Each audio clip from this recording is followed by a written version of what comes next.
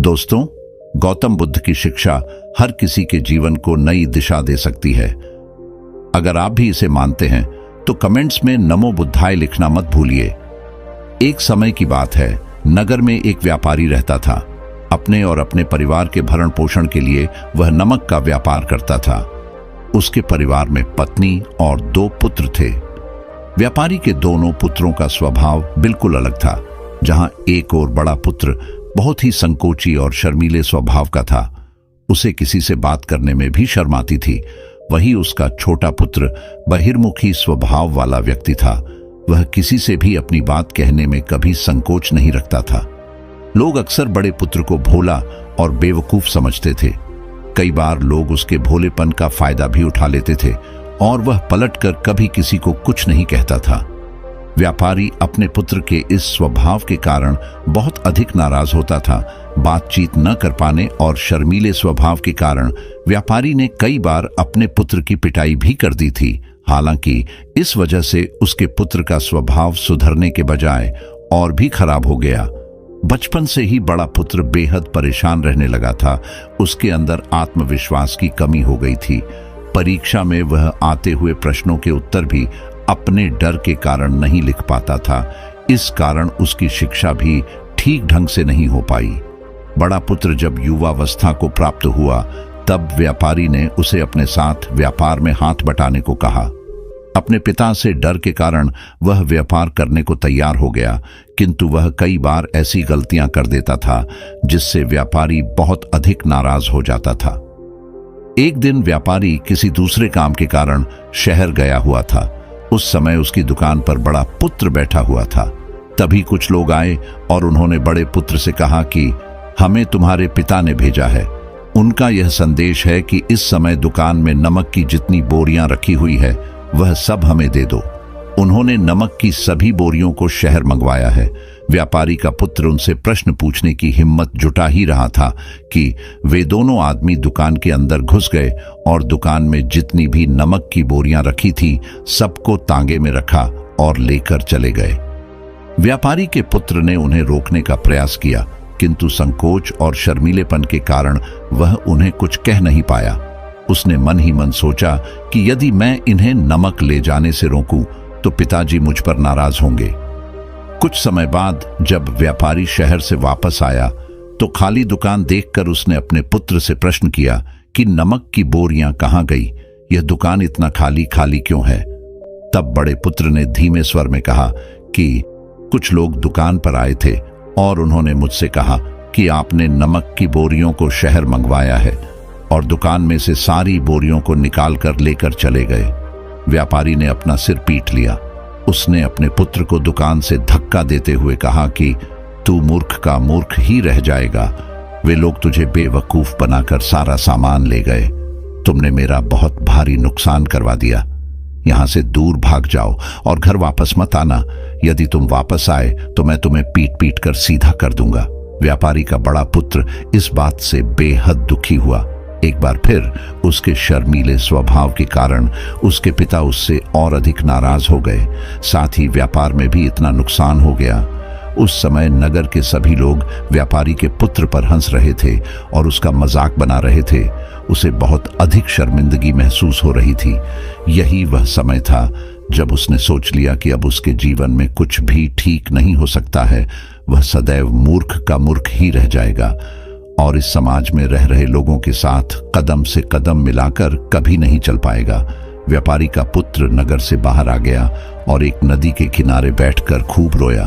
गहरे पानी को देखकर उसके मन में विचार आया कि अब उसके जीवित रहने का कोई फायदा नहीं है। उसने सोच लिया कि आज वह इस नदी में डूबकर अपने आप को समाप्त कर लेगा। असफल जीवन जीने से अच्छा है कि वह स्वयं को समाप्त कर ले। उसने जैसे ही नदी में छलांग लगाई, एक बौद्ध भिक्षु ने उसे बचा लिया और नदी से बाहर निकाल कर ले आए। व्यापारी का पुत्र बौद्ध भिक्षु पर नाराज होने लगा और कहने लगा कि तुमने मुझे क्यों बचाया? मैं इस असफल जीवन को जीना नहीं चाहता। बौद्ध भिक्षु ने उसे समझाया कि जीवन एक ही बार मिला है और यदि तुम जीवित ही नहीं रहोगे तो असफलता को खत्म करके सफल कैसे बनोगे? तब व्यापारी के पुत्र ने कहा कि मेरे जीवन बहुत अधिक समस्याएं हैं। यह सभी समस्याएं मेरे संकोची और शर्मीले स्वभाव के कारण हुई है। मैंने अपने पिता का नुकसान करवा दिया। मैं एक अच्छा पुत्र नहीं हूं। अपने स्वभाव के कारण मैं शिक्षा ग्रहण भी नहीं कर सका। यह सारा संसार मुझे मूर्ख समझता है। क्या किसी मूर्ख को इस संसार में जीने का अधिकार है? तब बौद्ध भिक्षु ने कहा कि तुम्हारे इस प्रश्न का उत्तर तो मेरे गुरु ही देंगे। चलो, मैं तुम्हें मेरे गुरु से मिलवाता हूं। व्यापारी के पुत्र ने कहा कि वह किसी से बात नहीं करना चाहता। आज वह अपना जीवन समाप्त कर लेगा। किंतु बौद्ध भिक्षु के बार बार समझाने के बाद वह उनके साथ जाने और उनके गुरु से मिलने के लिए तैयार हो गया। बौद्ध भिक्षु व्यापारी के पुत्र को आश्रम की ओर लेकर गए। वहां पर व्यापारी के पुत्र ने देखा कि एक व्यक्ति पेड़ के नीचे ध्यान मग्न बैठे हुए हैं। तभी बौद्ध भिक्षु ने कहा कि यह हमारे गुरु गौतम बुद्ध हैं। दोनों ने गौतम बुद्ध को प्रणाम किया। वह युवक वहीं पर बैठ गया और गौतम बुद्ध को देखकर रोने लगा। गौतम बुद्ध ने उससे उसके रोने का कारण पूछा। तब उसने कहा कि अब आप ही मेरी आखिरी उम्मीद है। यदि आप मेरी समस्या का समाधान नहीं करेंगे तो मेरा यह जीवन समाप्त हो जाएगा। गौतम बुद्ध ने व्यापारी के पुत्र से उसकी समस्या के बारे में पूछा। तब उसने बताया कि किस प्रकार वह बचपन से ही शर्मीले और अंतर्मुखी स्वभाव का है। इस कारण लोग उसे मूर्ख समझ लेते हैं और उसके पिता भी उससे प्रेम नहीं करते। तब गौतम बुद्ध ने युवक को शांत कराते हुए कहा कि मेरे पास तुम्हारी समस्या का समाधान है। तुम्हारा जीवन बहुत ही आसान हो सकता है। तब युवक ने कहा कि क्या सचमुच ऐसा हो सकता है? आप बहुत ही महान व्यक्तित्व प्रतीत होते हैं। आपके तो कई शिष्य हैं। हे गुरुदेव, मैं भी आपका शिष्य बनना चाहता हूं। क्या आप मुझे अपने शिष्य के रूप में स्वीकार करेंगे? गौतम बुद्ध ने कहा कि हाँ, अवश्य। युवक ने कहा कि ठीक है गुरुदेव, अब मुझे वह उपाय बताइए जिससे कि मेरा जीवन बदल जाए। गौतम बुद्ध बोले, किंतु उससे पहले तुम्हें मेरे कुछ महत्वपूर्ण कार्य करने होंगे। यदि तुम मेरा यह कार्य करो तब मैं तुम्हें कुछ ऐसे उपाय बताऊंगा जिनके कारण तुम्हारे जीवन में सब कुछ ठीक हो जाएगा और तुम्हारे पिता भी तुमसे प्रसन्न रहेंगे। गौतम बुद्ध ने उस युवक को कहा कि आज से 3 दिन बाद मैं तुम्हें ऐसे उपाय बताऊंगा जिससे तुम्हारा जीवन बदल जाएगा। किंतु 3 दिनों तक तुम्हें मेरे सभी कार्य करने होंगे। मैं जैसा जैसा कहूंगा, यदि तुम वह कार्य को करने में सफल रहे तो तीसरे दिन के बाद तुम्हारा जीवन बदल जाएगा। तुम्हारा पहला दिन कल से शुरू होगा। अभी जाओ और आश्रम में ही आराम करो। अगले दिन व्यापारी का पुत्र गौतम बुद्ध के पास पहुंचा और कहा कि हे गुरुदेव, मुझे पहले दिन का कार्य बताइए। तब गौतम बुद्ध ने कहा कि आज तुम्हें 10 अजनबी व्यक्तियों से बातचीत करनी है और उनका हाल जानना है। इसका लेखा जोखा शाम तक लेकर आना। व्यापारी के पुत्र को बड़ा ही संकोच महसूस हुआ, किंतु उसने गौतम बुद्ध को हाँ कह दिया। वह निकल पड़ा 10 अजनबी लोगों से बातचीत करने। शुरू में उसे बहुत अधिक संकोच हुआ। कई लोग तो उसे डांट कर भगा देते थे। उसके सामने अपना जीवन बदलने का यही एक उपाय था। आखिरकार कोशिश करते हुए उसने 10 अजनबी लोगों के नाम और उनके व्यापार का लेखा जोखा प्राप्त कर लिया। शाम को जब वह गौतम बुद्ध के पास पहुंचा तो प्रसन्नता के साथ उसने गौतम बुद्ध को बताया कि आज का कार्य उसने सही ढंग से पूरा कर लिया है। कुछ लोग तो उसके मित्र भी बन गए हैं। दूसरे दिन फिर वह युवक गौतम बुद्ध के पास पहुंचा।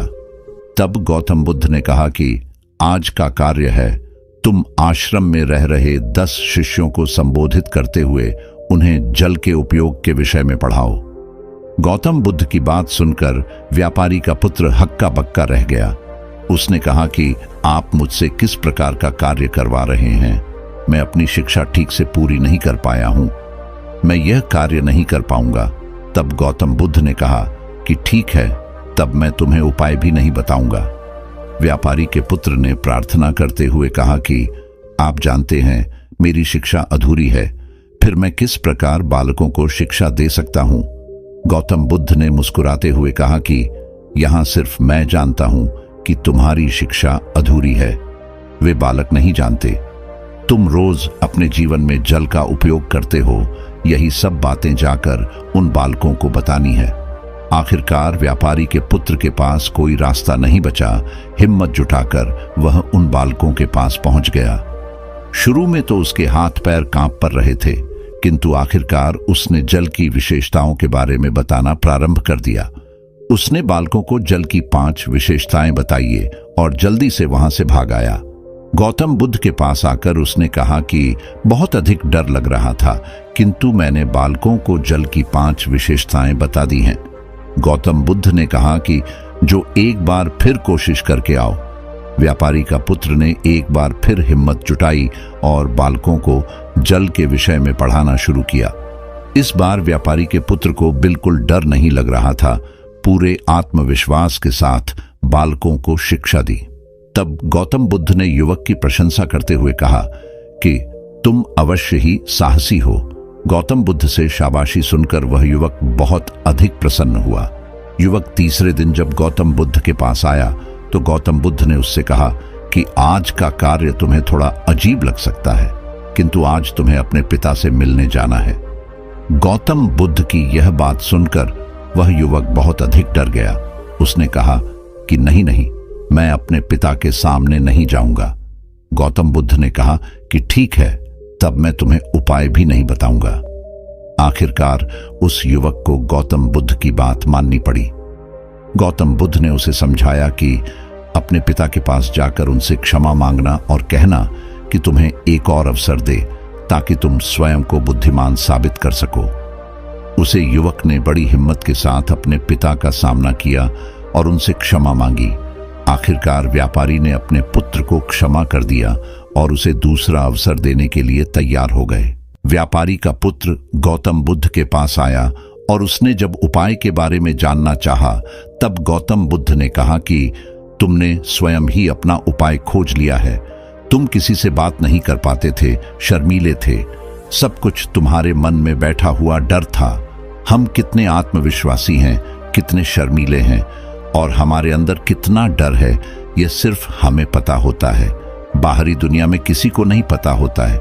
बाहरी दुनिया में हम स्वयं को जिस प्रकार का दिखाते हैं, लोग हमें इस प्रकार का समझते हैं। अगर तुम आत्मविश्वासी नहीं हो तो भी अनजान व्यक्तियों के सामने यदि आत्मविश्वासी होने का अभिनय करो तो किसी को पता ही नहीं चलेगा कि तुम कौन हो। वह युवक समझ चुका था कि गौतम बुद्ध उसे क्या बताना चाह रहे हैं। गौतम बुद्ध को धन्यवाद किया और उनसे वादा किया कि वह जीवन में सफल होकर दिखाएगा। दोस्तों, यह वीडियो पसंद आई हो तो इसे लाइक जरूर करें और चैनल को सब्सक्राइब करना ना भूलें। आपके आसपास भी कोई ऐसा शर्मीला और संकोची स्वभाव का व्यक्ति है तो उसे यह वीडियो